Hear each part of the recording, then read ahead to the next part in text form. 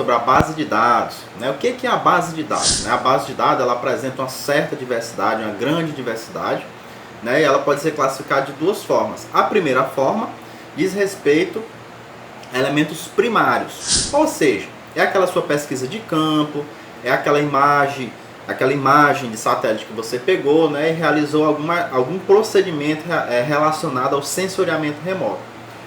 O segundo tipo é a base de dados secundária. Como o próprio nome já está dizendo, você foi em busca desse dado, por exemplo, em mapas já existentes, em estatísticas já produzidas, certo? Aquele tipo de dado que você não produziu. Quando a gente fala de levantamentos de campo, né, eles são muito importantes. Né? Normalmente eles oferecem grande detalhamento e segurança das informações. Só que tem um porém. Você tem que seguir determinados procedimentos, né, que se adequem à realização daquele estudo, daquele tipo de pesquisa que você está realizando, certo? Dessa forma, né, você tem que realizar esses deslocamentos, né, em relação à pesquisa de campo, levando sempre alguns equipamentos, por exemplo, um GPS, né, para coleta de pontos, por exemplo, um penetrômetro, né, se você for realizar, por exemplo, coletas de solo, e assim sucessivamente, certo? Então, em relação às estruturas de representação dos dados espaciais, né, é importante relembrar. Por que é importante relembrar? Porque nós já temos vídeos falando disso. Então, nós vamos ter as estruturas geométricas, né, o que é uma estrutura geométrica? Nada mais é do que um determinado elemento, né, que descreve atributos de um elemento relativo à posição, à vizinhança e à conexão com outros elementos. E aí nós temos os elementos não geométricos, né, que descrevem atributos, como por exemplo as características não geométricas entre os elementos, como por exemplo o nome, a população, a atividade econômica, certo? Por sua vez, as estruturas geométricas elas se subdividem. Por exemplo, nós vamos ter o raster ou a estrutura matricial, certo? Que são formadas por uma malha de colunas e linhas. E essas linhas e essas colunas elas vão formar o que a gente chama de células ou pixel.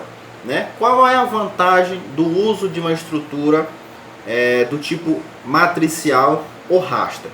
Ela nos permite, por exemplo, fácil interpretação, simplicidade de representação e de processamento, permite operações de superposição e operações de modelagem e simulação.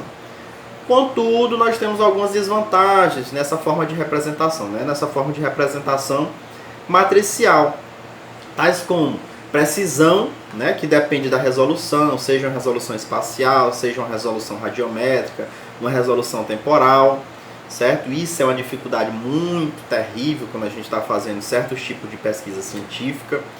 Dificuldade de representação, por exemplo, de pequenas áreas, isso tem a ver também com o poder de resolução daquele sensor que você está utilizando, e também a dificuldade de representação dos padrões lineares, certo? Já as estruturas vetoriais, né, elas são constituídas por elementos geométricos básicos. Você lembra quais são esses elementos geométricos básicos? Já tem vídeo aí no canal, não lembra, né? Mas vou relembrar. Ponto, linha e polígono. São três estruturas geométricas do tipo vetorial. Lembrando que os pontos são formados por um par de coordenadas geográficas. As linhas são formadas por pelo menos dois pares de coordenadas geográficas. Enquanto que os polígonos, né, eles são um conjunto de pontos em que a última coordenada ela deve coincidir com a primeira. Por quê? Ora, porque se é um polígono tem que fechar toda a área, certo? Então os dados, né, usados nas análises de geoprocessamento, eles podem ser obtidos de bases oficiais, por exemplo, ou de levantamentos primários. Se você vai atrás lá de bases oficiais, você tem o INPE, você tem a CPRM, você tem o IBGE, você tem a ANA, você tem o INPE, certo? Você tem o Ministério do Meio Ambiente, você tem vários órgãos oficiais que lhe permitem a coleta desses dados, certo? Então esse foi o nosso vídeo de hoje. Não esqueça de acessar a nossa página lá no Instagram para você ter acesso a conteúdo diário sobre cartografia e geoprocessamento. Deixa o seu like, não vai lhe custar nenhum tempo, é só dá um cliquezinho aí. Se inscreve no nosso canal lá no YouTube, ativa o sininho de notificação para você receber avisos quando a gente publicar um novo vídeo. Beleza?